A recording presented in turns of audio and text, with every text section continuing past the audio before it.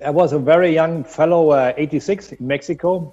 This was an outstanding experience for me because it's a football country. And I remember always Stadio Azteca, 125,000 people watching the final. This is cathedral, it's a cathedral of football. This amazing stadium. It was a wonderful tournament. We spent more or less 7 weeks in the country, then reaching the final against Argentina. It is always something special because 4 years later we faced again Argentina in the final with Diego Maradona, the best player I ever met, I ever saw, I ever played against, And it was a very intense final, 2-0, then coming back 2-2, and we had maybe a better mood, but one single mistake and one great action of Maradona decided the match. And then 4 years later, as you mentioned, we won the World Cup. We deserved the trophy. The best team won the World Cup, and for me also again a special moment because the final was in Rome, my home stadium more or less. The VAR Show. The one place for your weekly football update.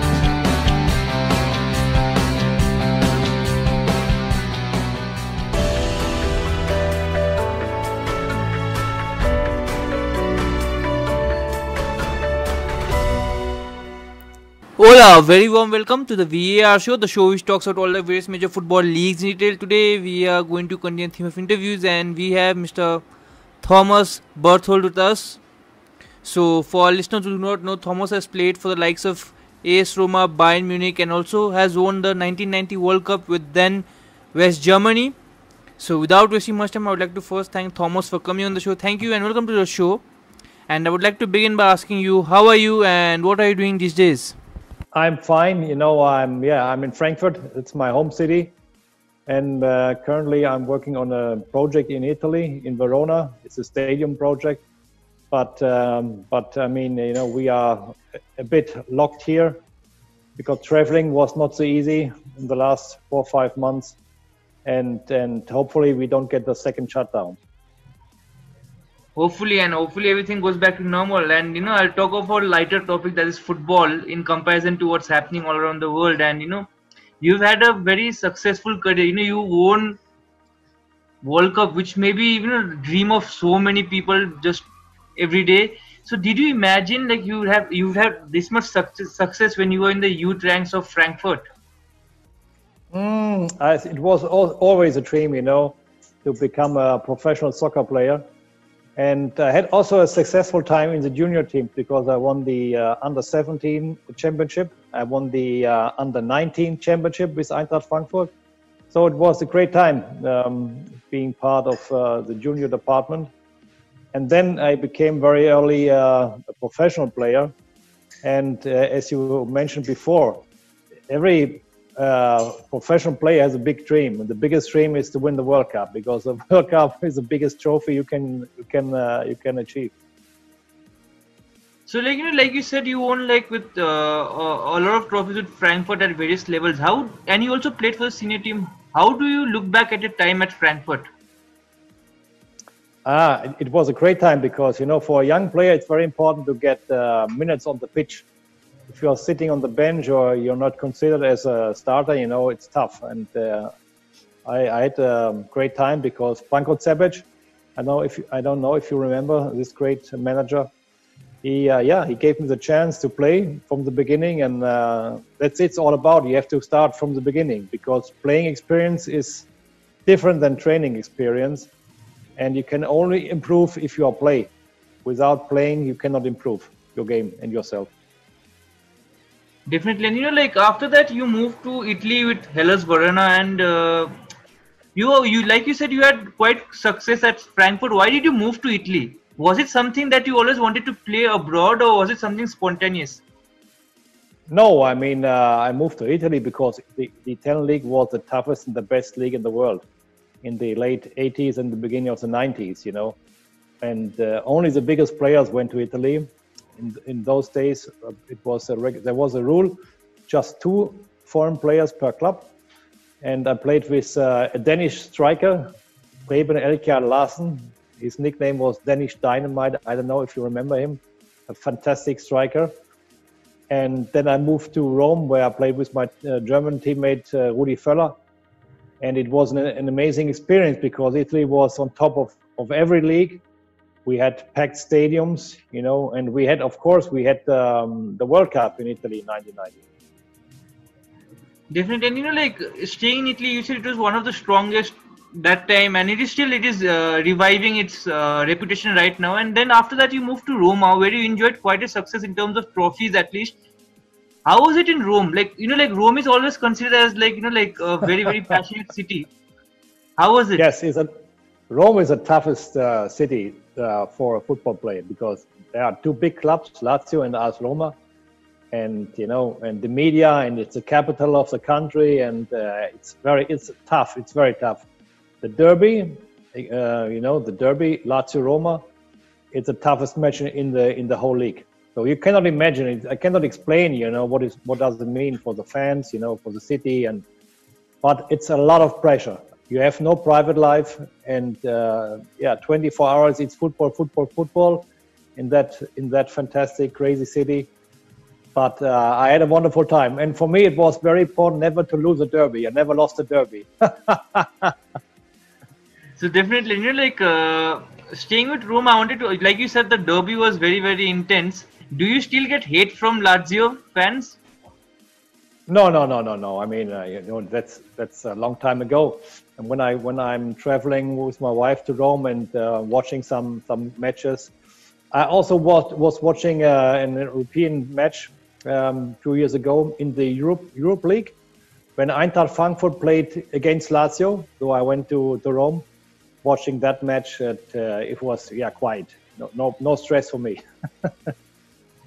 So, you know, like after that, you also played in Bayern Munich, but you didn't play for quite long. Like, do you have regrets that you only played for a short amount there, comparatively? No, you know, that's part of also for during a career. You know, sometimes you have good moments, and there are also sometimes where you have not so happy moments.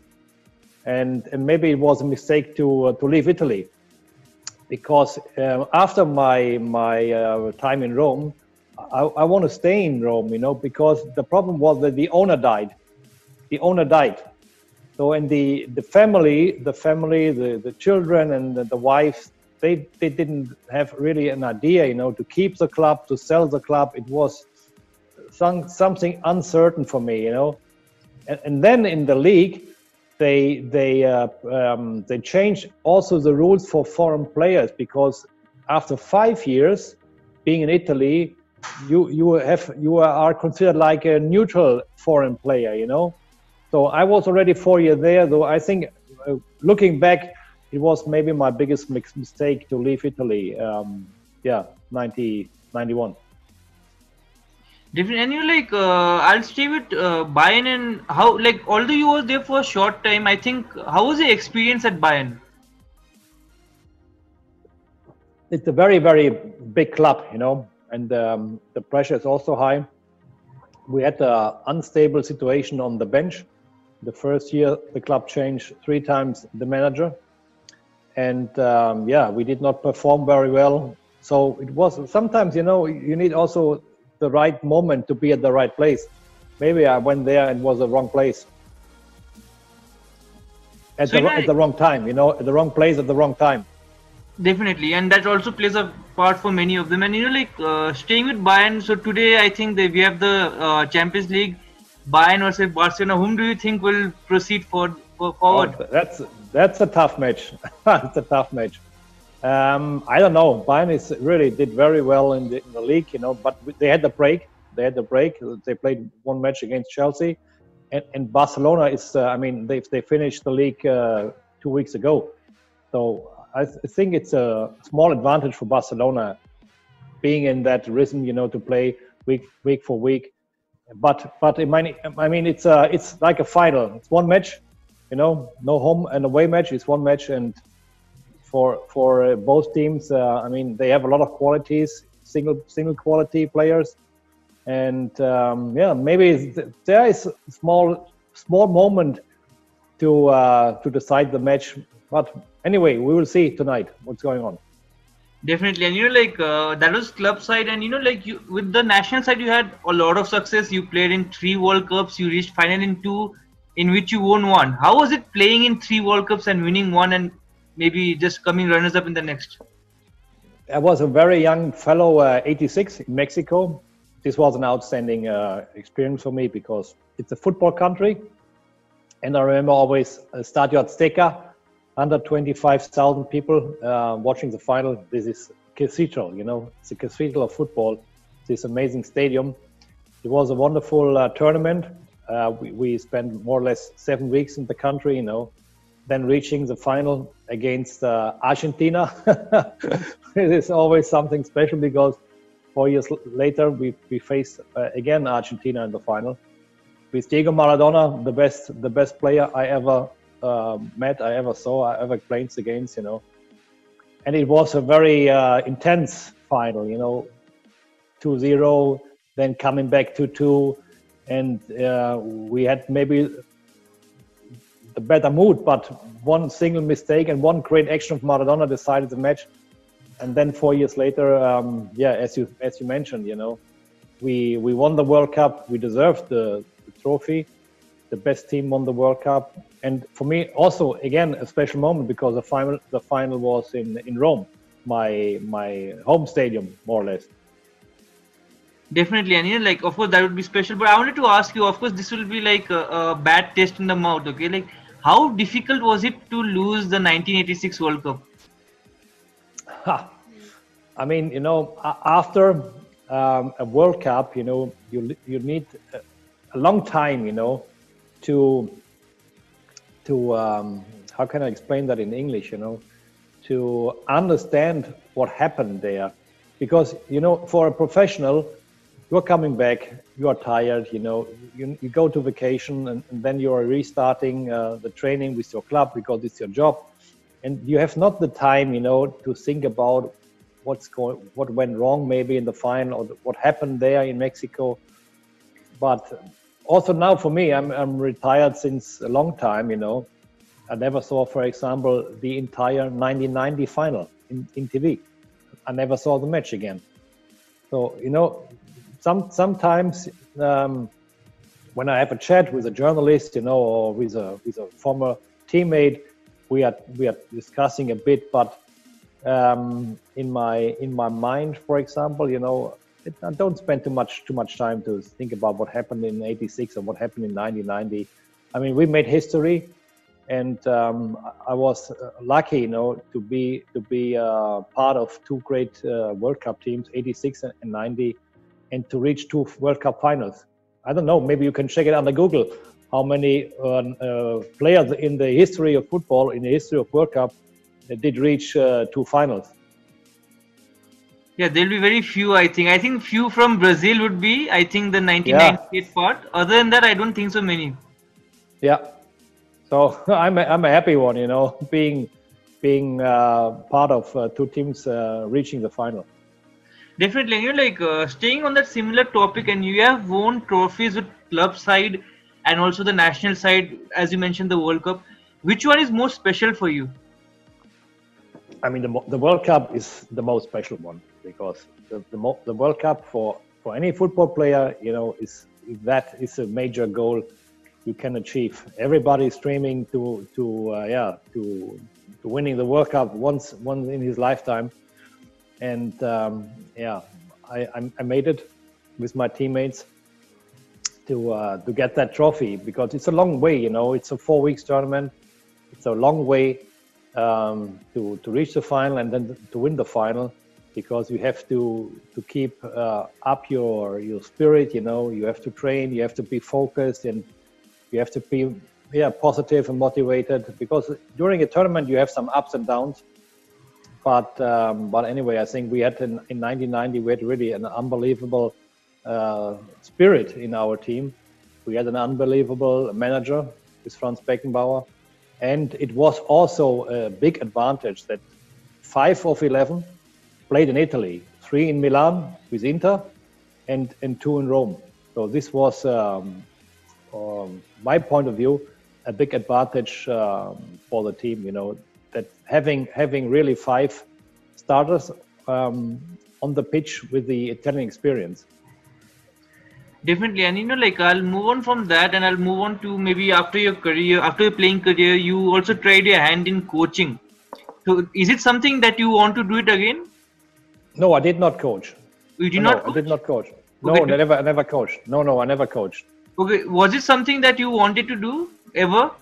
No, look, I mean, I lived more or less 18 years in as a professional, you know, and after when I retired with 35, it's always a question to stay in the industry or not to stay in the industry. But if you stay in the industry as a coach, manager, it's the same lifestyle like before, you know, we're traveling, hotel, airplanes, and stadiums, and I had not the idea, you know, to do that, you know.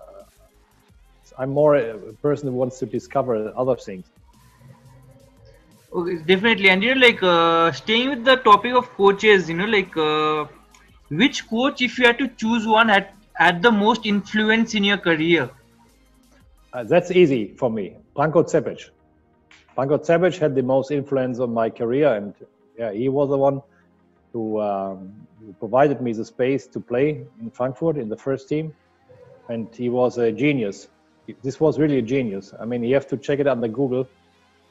This was an outstanding player, and this was an outstanding manager, because he was the first one in Germany tactically to start with a zone system, not man against man, you know, zone system. So he was, he was maybe a few years in front of the other coaches, you know, in the 80s. Definitely. And you know, like talking of coaches, you said he was ahead of its time, and you have a lot of successful and quietly applauded German coaches right now, the likes of Jürgen Klopp, Nagelsmann, Thomas Tuchel. Whom do you personally prefer? Whom do you like the most? For me, I like Jürgen Klopp.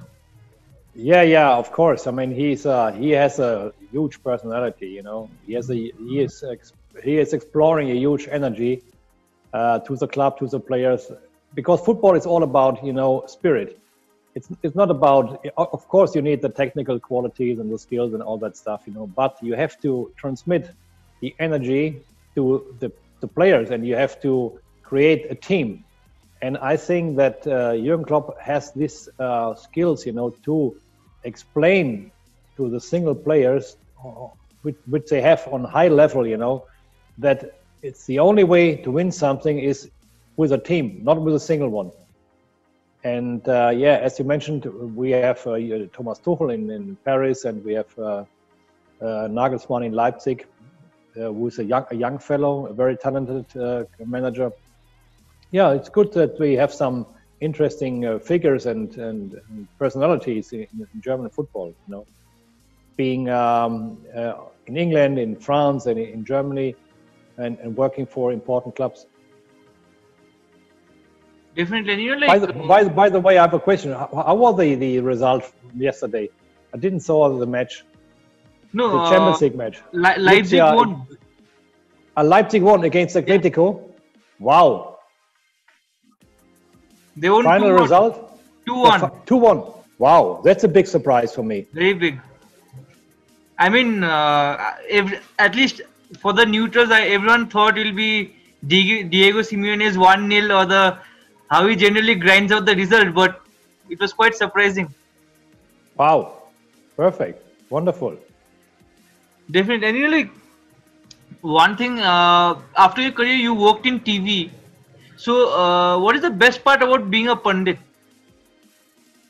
The best part, if you have former teammates also being pundit and having fun, you know, and having different opinions to entertain the people, because being working for TV is also to entertain the people. It's not to tell the people too much stuff about tactic and technical stuff, you know. I think sometimes they are interested more about getting something about behind the scene, what's going on behind the scene, maybe, you know. but it's fun doing some TV in everywhere in Europe. Definitely. And you know, like I'll get back to your career, and this might be a very difficult question for you. And you have played in a lot of great sides, you know, at club level and even the national team. If you had to choose one team where you had the most fun, which one would that be? It's easy. The Roma AS Roma team. We had a lot of fun there. This was also really a team, you know, with great spirit, great energy, and a lot of fun. Of course, in Rome you can have a lot of fun, you know. It's an amazing city. Definitely. And you know, like you said, like growing up you wanted to be a footballer, and you know, like you of course you had a lot of poster boys, you know, growing up back then, because you had a good sides. Who are the footballers that you idealized when you were growing up?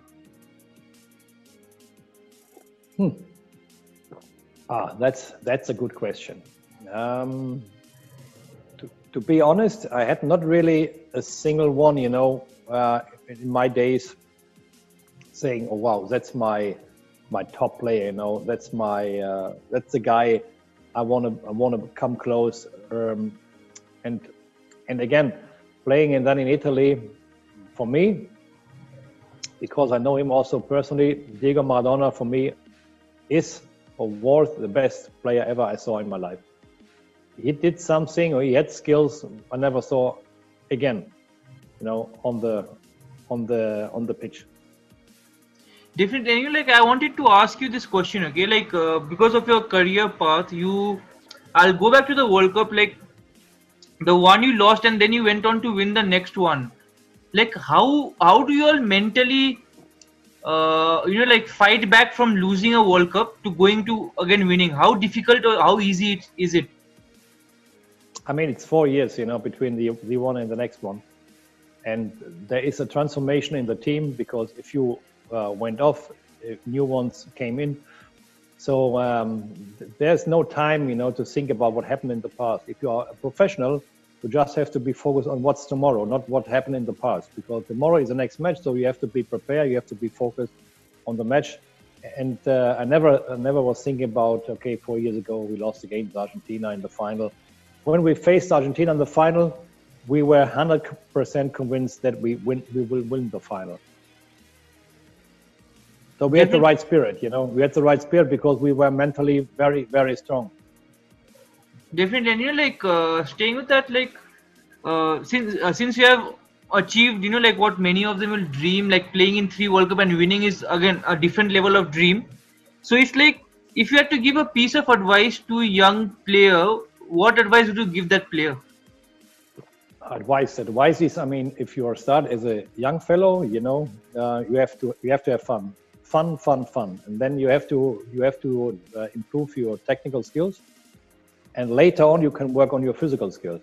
But basically, for the really young kids, it's important to have fun and to learn about the ball. You know, you need the ball. You have to work on your coordination.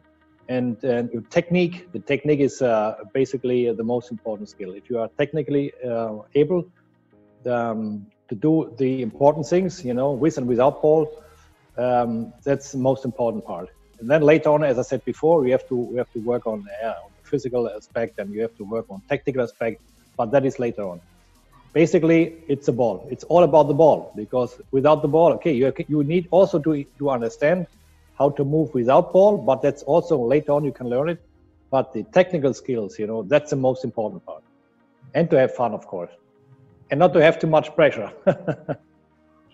Definitely. And you know, like on that note, Thomas, I'll ask you one final question, and it's quite a controversial one. Whom do you prefer, Lionel Messi or Cristiano Ronaldo? 2 outstanding players, 2 different players. I mean, Messi is maybe the more talented one. But Ronaldo is an example, you know. Also now with 35 years, you know, this is a real professional player. He works so hard, you know. He's doing everything to have success, and he can keep the pressure. So he's mentally strong. So these are really the two best examples we have now in those years. because they are playing so long now on the highest level, and to stay on the top, to reach the top is one thing, but to stay on the top, that is really the biggest challenge, and they are doing really great, both of them. Definitely, and like on that note, Thomas, thank you so much for talking to me, and I wish you all the best for future endeavors, whatever you're doing. You said you're doing business and whatever in that. I wish you all the best, and thank you once again for coming. Hope we can talk again soon. Take care, stay safe. Bye. Thank you. Bye bye. You too. Bye bye. Cheers.